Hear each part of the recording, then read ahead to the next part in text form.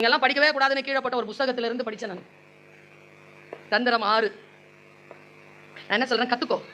எது அப்ளை பண்ணுமோ பண்ணு, எது அறம் சார்ந்திருக்கோ அதை மட்டும் அப்ளை பண்ணு, மற்றது பண்ணாத. 6 தந்திரமா. தந்திரம் தந்திரம் தந்திரம்னா தெரியுமா? டாக்டிஸ். சதி இல்ல, கான்ஸ்பிரசி இல்ல, தந்திரம். பஞ்ச தந்திர கதை. தந்திரம் 6 வகை. 1, யாரையாவது ஜெயிக்கணும்னு முடிவு பண்ணிட்டியா? பணிவு வரணும். எங்க அப்பா சொல்வார், பணிவு என்பது ராஜதந்திரத்தின் முதல் தகுதி. பெரிய ராஜாவாணி வரணும்னா பணிவோடு இரு. தேவையில்லாம நான் சென்னை கேசவன் சாரை கோச்சிக்க முடியுமா? இப்போ யாரை வேணாலும் கோச்சிக்கலாம், அவர்கிட்ட மட்டும். ஏன்னா பிளக பிடிங்கி விட்டுருவேன். பவர்ஃபுல்லா யார் இருக்கிறாங்களோ பணிவார். டீச்சர் பவர்ஃபுல், அம்மா அப்பா பவர்ஃபுல். இப்போதைக்கு யார் பவர்ஃபுல்லா இருக்கிறாங்களோ அவங்க முன்னால துள்ளாத, பணிவார்.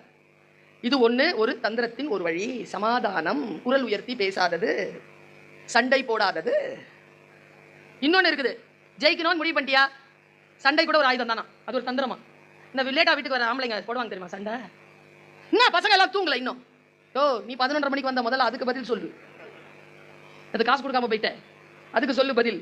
அதுக்குள்ள கலாட்டா பண்றது. வீட நான் குப்பையா கிடக்குது, இதெல்லாம் வீடா, உன்னை கேள்வி கேட்க கூடாதுன்னு சண்டை போடுற தந்திரம் 2வது தந்திரம். 3வது தந்திரம், தளத்தை மாற்றுவது. நீ ஒரு இடத்துல உட்காந்துட்டு இருக்கிற, ஏதோ ஒன்று சொல்லிட்ட, உன் பக்கத்தில் இருக்கிற ஆளுக்கு பிடிக்கல அப்படின்னா நீ தந்திரமா நடக்கணும்னா 3rd பெஞ்சுக்கு போயிடு, 4th பெஞ்சில் போய் உட்காந்துக்க. தளத்தை மாற்றுவது. இல்லையா, இன்னொரு தந்திரம் இருக்கு.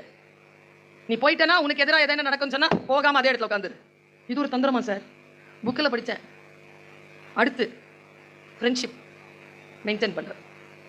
இந்த பிள்ளை எனக்கு ஏதோ, இந்த பிள்ளையால எனக்கு ஒரு வரவு இருக்கு, ஒரு இழப்பு இருக்கு, ரெண்டும் இருக்குது. ரெண்டுத்துல எது இருக்குன்னு தெரிஞ்சுக்கிட்டு இந்த பிள்ளையோட நான் ஃப்ரெண்ட்ஷிப்பா இருக்கிறேன். அது ஒரு தந்திரமா? பலன் சீக்கிரம் கிடைக்கும், பகை இருந்தால் என்ன என்று தெரிந்து போகும். அடுத்து நயவஞ்சகமாக கெடுப்பது. அது நம்ம வளர்ப்புல இல்லை, அதனால 6வது தந்திரத்தை விட்டுறலாம்.